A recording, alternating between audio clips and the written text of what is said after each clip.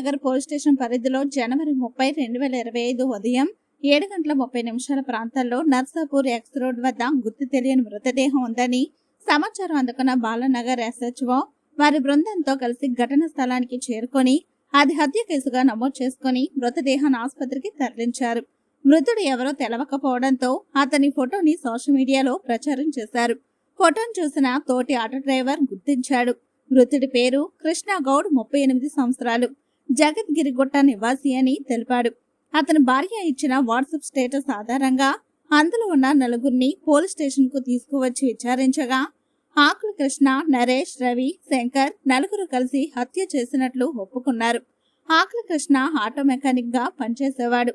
కృష్ణ గౌడ్ మరియు ఆకుల కృష్ణ మధ్యలో 500 రూపాయల కోసం గొడవ జరగడంతో ఆకుల కృష్ణను మరియు వారి కుటుంబ సభ్యులను అసభ్యకరంగా మాట్లాడడంతో ఆకుల కృష్ణకు పట్టలేని కోపం వచ్చి అతన్ని ఎలాగైనా చంపాలని పథకం ఆలోచించాడు. తోటి స్నేహితులతో కలిసి పథకం ప్రకారం ఏడుపాయల గుడికి తీసుకెళ్లి మద్యం సేవించిన తర్వాత తిరుగు ప్రయాణాలు అతని కాలు చేతులు కట్టేసి వారిష్టానుసారంగా ఎక్కడ పడితే అక్కడ దాడి చేయడంతో కృష్ణ గౌడ్ అక్కడే స్పృహ కోల్పోయాడు. బాలానగర్ పోలీస్ స్టేషన్ ఆవరణలో నర్సాపూర్ ఎక్స్ రోడ్ వద్ద రాత్రి 1:30 గంటల సమయంలో ఆటో నుండి అక్కడ పడేసి మృతి చెందాడా లేదా అనే అనుమానంతో మరలో కొట్టి చచ్చిపోయాడని నిర్ధారించుకుని అక్కడి నుంచి వెళ్లిపోయారు. సీసీ కెమెరాల ఆధారంతో అక్కడికి ఆటో వచ్చినట్టు గుర్తించారు. ఈ కేసును ఛేదించిన Balanagar SOT DCP Srinivas, additional DCP Eshwar Prasad, Balanagar CA Narasimha Rao, Balanagar SIలు శివరాజు, బాలానగర్ DI నాగిరెడ్డి, SI గౌతమ్ రామ్, నారాయణ మరియు వారి సిబ్బంది అందరినీ ప్రశంసించారు. అనంతరం వారికి రివార్డ్స్ ఇచ్చి అభినందించారు. ఉదయం 7 గంటలకి బాలానగర్ పోలీస్ స్టేషన్కి ఒక సమాచారం వచ్చింది. ఆ సమాచారం ప్రకారం నర్సాపూర్ ఎక్స్ రోడ్ సమీపంలో ఒక unknown male dead body around age 35 to 40 years ఉంటుందని చెప్పేసి ఒక సమాచారం వచ్చింది. ఆ సమాచారం ప్రకారం SHO గారు స్టాఫ్ వెళ్ళి ఆ బాడీని పరిశీలించి ఆ బాడీని ఇమ్మీడియట్గా హాస్పిటల్కి షిఫ్ట్ చేయించడం జరిగింది. దాన్ని మర్డర్ కేసుగా మనం నమోదు చేయడం జరిగింది 302 ఓల్డ్ సెక్షన్ IPC. సో దాని ప్రకారం మనం ఇన్వెస్టిగేషన్ చేసుకుంటూ వెళ్ళగా అతని పేరు కృష్ణ గౌడ్ అనే అతను ఆటో డ్రైవర్గా పనిచేస్తుంటాడు. అతని వయసు 35 సంవత్సరాలని తెలిసింది. తర్వాత అతని డీటెయిల్స్ కూడా, అతని నివాసము, అతని ఫ్యామిలీ మెంబర్స్ డీటెయిల్స్ తీసుకొని వాళ్ళని అప్రోచ్ అవ్వగా అతని భార్య మనకి ఒక వాట్సాప్ స్టేటస్ పంపడం జరిగింది. ఆవిడ ఇంట్లో లేదు మనం వెళ్ళినప్పుడు, కానీ నిన్న మధ్యాహ్నం నుంచి మా హస్బెండ్ వాళ్ళ ఫ్రెండ్స్ తోటి గడపడానికి వెళ్ళినాడు. సో అతను రాత్రి ఒక వాట్సాప్లో ఒక స్టేటస్ పెట్టుకున్నాడు, ఈ ఫలానా వ్యక్తులతో కలిసి ఉన్నాడని. ఒక 3 వ్యక్తులతో కలిసి ఉన్న స్టేటస్ని మళ్ళీ మనకి షేర్ చేయడం జరిగింది. దాంతో ఆ వ్యక్తులు ఎవరైతే ఉన్నారో వాళ్ళని మనం విచారించి ఎవరెవరు ఉన్నారో అని తెలుసుకొని ఇన్వెస్టిగేషన్ చేసి వాళ్ళని మనం అదుపులో తీసుకోవడం జరిగింది. వాళ్ళు ఇచ్చిన సమాచారం ప్రకారం ఏం జరిగిందంటే, ఈ కృష్ణ గౌడ్ అనే అతను ఆటో డ్రైవర్గా జీవనం గడుపుతుంటాడు. అతను మత్తు పదార్థాలకి, అంటే ఎస్పెషల్లీ లిక్కర్కి మాత్రమే, డ్రగ్స్ కాదు, లిక్కర్కి బానిసయ్యాడు.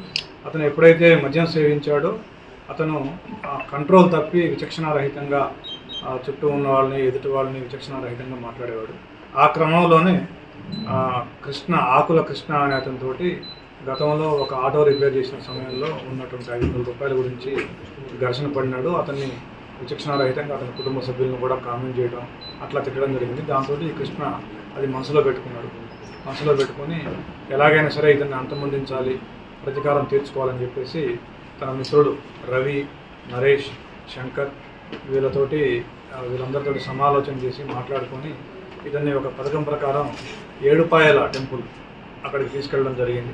ఆ ఏడుపాయల టెంపుల్ దగ్గరికి వెళ్ళి 29 మధ్యాహ్నం బయలుదేరి అందరూ ఒకే ఆటోలో, రవి అనే అతని ఆటోలో వెళ్ళి అక్కడ దర్శనం చేసుకొని అతను అక్కడ మద్యం సేవించడం జరిగింది అందరూ కూర్చొని. ఆ టైంలోనే ఇతను వీళ్ళతోటి ఒక పిక్చర్ తీసుకొని స్టేటస్లో పెట్టుకున్నాడు. అదే మనకి క్లూగా దొరికింది. సో తర్వాత నైట్ 10-10:30కి అక్కడి నుంచి స్టార్ట్ అయ్యి ఆటోలో అతన్ని చేతులతోటి, కాళ్ళతోటి విచక్షణారహితంగా కొడుతూ అతని వృషణాలని కూడా బలంగా వాటిని ఇచ్చేయడం జరిగింది. దాంతో అతను అక్కడే స్పృహ తప్పి పడిపోయినాడు ఆటోలోని.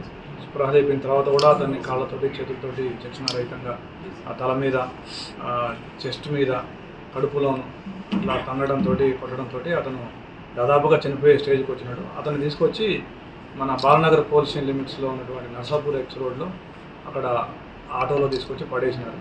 తర్వాత కూడా మళ్ళీ ఇంకా బతుకున్నాడేమో అని చెప్పేసి మళ్ళీ అతన్ని చేతులతో కాళ్ళతోటి విచక్షణారహితంగా దాదాపుగా చనిపోయాడని నిర్ధారించుకున్న తర్వాతనే వీళ్ళు వెళ్ళిపోవడం జరిగింది.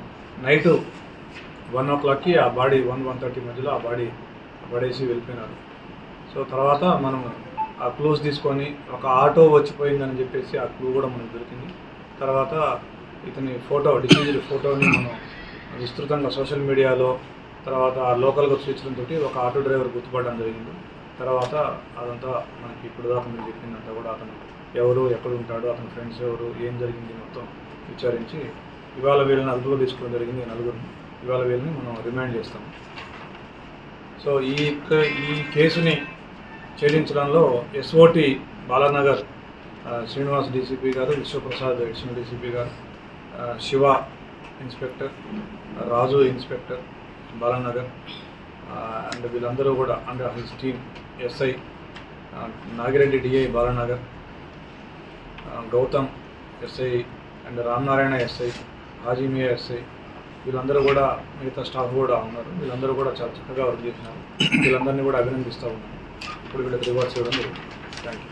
అక్కడి నుంచి వస్తూ ఎట్లాగో ఇంటికి రావాలి కాబట్టి వస్తూ ఆ ఆటోలో కూడా అతనితోటి కావాలని ఆల్టర్కేషన్ పెట్టుకొని మళ్ళీ అతన్ని రెచ్చగొట్టడం జరిగింది. అతను తన అలవాటు ప్రకారం వీళ్ళ మీద పరుష పదజాలం వాడినాడు. దాంతో ఆ విచక్షణ కోల్పోయి కొట్టుకుంటూ ఎట్లాగో రిటర్న్ వస్తున్నారు కాబట్టి ఎట్లాగో వచ్చేసి మద్యం సేవించాడో ఆ టైంలో వీళ్ళతోటి పరుషంగా మాట్లాడేవాడు. అవన్నీ మనసులో పెట్టుకుని ఇష్టం వచ్చినట్టు తిట్టేవాడు. అవన్నీ మనసులో పెట్టుకుని వీళ్ళు నలుగురికి ఇతని మీద కోపం ఉంది. Thank you. మనకు తెలిసినంత వరకు లేదు.